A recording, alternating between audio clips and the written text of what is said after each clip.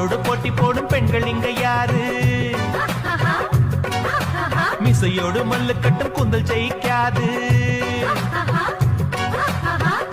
மணப்பது மல்லிகைதான்